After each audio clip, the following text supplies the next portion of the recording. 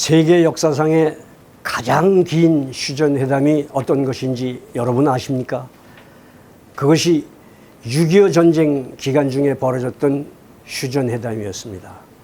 6.25 전쟁의 휴전회담은 무려 2년하고도 18일 동안 765차 회담이 열린 인류 역사상 가장 긴 휴전회담이었습니다. 6.25 전쟁은 3년 1개월 3일 동안 벌어진 전쟁이었습니다마는 처음 1년은 기동전, 나머지 2년은 전선이 고착되면서 고지쟁탈전과 휴전회담이 치러진 그런 전쟁이었습니다. 6.25 전쟁이 발발한 지 1년 정도가 된 1951년 6월 24일에 마침내 공산 측이 휴전회담을 제안해 왔습니다. 소련의 유엔 대사였던 아담 말리크가 유엔의 라디오 방송을 통해서 평화의 대가라고 하는 연설을 했습니다. 그 연설을 통해서 휴전회담을 제안을 해오게 됩니다. 그 결과 7월 10일에 개성에 있는 내봉장이라고 하는 데서 첫 번째 회담이 열렸고 10월 8일에는 회담 장소를 널문리, 한문으로는 판문점, 원래 우리나라 이름으로는 널문리라고 부르는 곳으로 옮겨서 회담이 치러지게 됩니다. 이 회담이 아까 말씀드린 대로 무려 2년 18일 동안 765차의 회담이 열립니다. 회담이 이렇게 길어지게 된 것은 그 의제가 매우 복잡하고 어려운 과제들이었기 때문입니다. 회담 의제는 모두 5가지가 있었습니다마는 그 중에서도 가장 중요하고 난항을 겪었던 2가지 의제가, 하나는 휴전선을 어떻게 그을 것이냐 하는 그런 문제고, 다른 하나는 포로를 어떻게 교환할 것이냐 하는 그런 문제였습니다. 그런데 첫 번째 의제인 휴전선을 긋는 문제, 소위 그 정전선을 긋는 문제는 11월 27일에 가서 겨우 타결이 됐습니다. 원래 공산 측은 정전선을 38선으로 하자고 주장을 했습니다. 그러나 유엔 측은 그때 당시 동부 쪽에서 상당히 38선보다 북쪽으로 진격해 올라가 있는 상태였기 때문에 그 전선을 그대로 유지하기 위해서 정전 당시의 접촉선으로 하자, 이렇게 주장을 한 겁니다. 그러나 11월 27일에 공산 측이 마침내 접촉선을 받아들이게 됨으로써 이게 타결이 됐습니다. 그래서 휴전선 전체 길이가 약 155마일, 우리 기준으로 하면 250km입니다. 그 250km 길이에다가 200m 간격으로다가 표지판을 세웠습니다. 모두 1292개 표지판을 쭉 세웠는데, 휴전선 지역에 가보면은 지금도 간혹 남아있는 그 표지판들을 볼 수가 있습니다.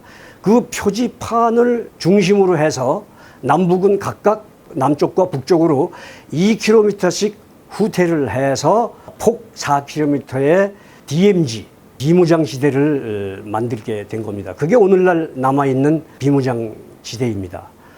그런데 이 정전선을 긋는 것보다 훨씬 까다로운 문제가 포로 송환 문제였습니다.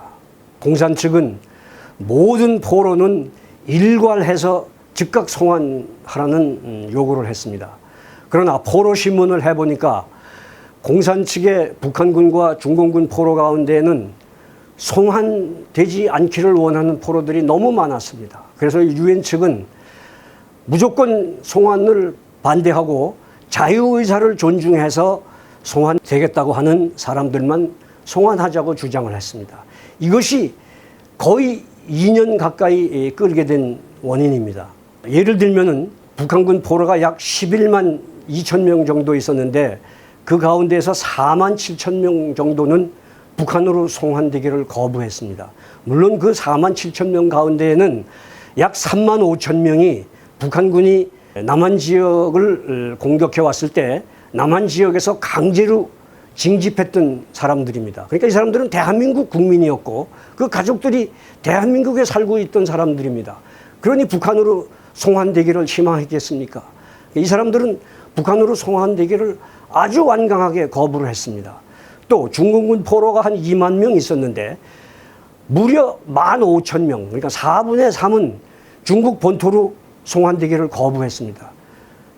그 대부분의 사람들은 과거 장개석이 이끄는 국부군 출신들이었습니다. 상황이 이렇다 보니까 유엔군은 절대로 자유의사를 존중하자고 주장을 했습니다. 이렇게 서로 자기 주장들을 앞세우면서 회담이 계속 길어졌고 또 전쟁을 사실상 길게 끌고자 했던 정책적인 그 원흉이 누구였냐 하면은 스탈린이었습니다.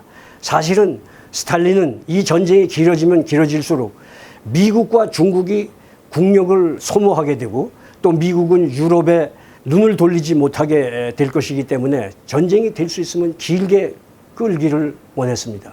그러다 보니까 절대로 포로 송환 문제에서 양보하지 말라는 지시를 내렸던 겁니다. 그러나 1953년 3월 8일이 되었을 때 스탈린이 마침내 사망했습니다. 이렇게 되니까 휴전회담장에는 일종의 물꼬가 트이기 시작했습니다. 그래서 공산 측이 완강한 태도를 물리고 자유송환 문제에 부분적으로 동의를 하게 됐습니다. 그래서 중립국 송환위원단이라고 하는 걸 만들자. 그렇게 해서 송환을 거부하는 포로들을 거기서 다시 한번 심사를 하자는 선으로 물러난 겁니다. 이렇게 돼서 5월 말경이 됐을 때 양측은 합의에 이르게 됩니다. 이렇게 되니까 이승만 대통령이 정말로 난처한 지경에 처했습니다.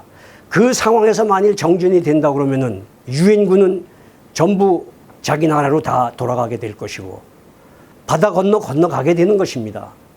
그러나 중공군과 북한군은 이 땅에 그대로 남아있는 겁니다. 그 상태에서는 다시 중공군과 북한군이 대한민국을 침략할 수 있게 되고 그렇게 되면은 대한민국은 속수무책으로 또 공격을 당할 수밖에 없습니다. 이승만 대통령은 마침내 벼랑끝 외교를 펼치게 됩니다. 그래서 6월 18일부터 반공포로 석방이라고 하는 큰 카드를 내밀게 됩니다. 그때 석방된 반공포로가 무려 27,500명가량 됩니다. 미국은 부랴부랴 특사를 파견해서 이승만 대통령이 정전협정에 반대하지 않는 조건으로 한미 상호 방위 조약이라고 하는 요구를 들어줄 수밖에 없었습니다. 이승만 대통령의 그 고집과 그 해안 때문에 한미 동맹이 이루어지게 되고 그 후 70년 동안 이 땅에는 든든한 안보 시스템이 갖춰지게 되고 그 안보의 틀 속에서 우리 대한민국은 오늘날과 같은 경제적 번영과 민주주의를 이뤄내게 된 것입니다. 되돌아보면은 당시 이승만 대통령의 결단이야말로 정말 국부다운 그런 결단이 아니었나 그런 생각을 합니다.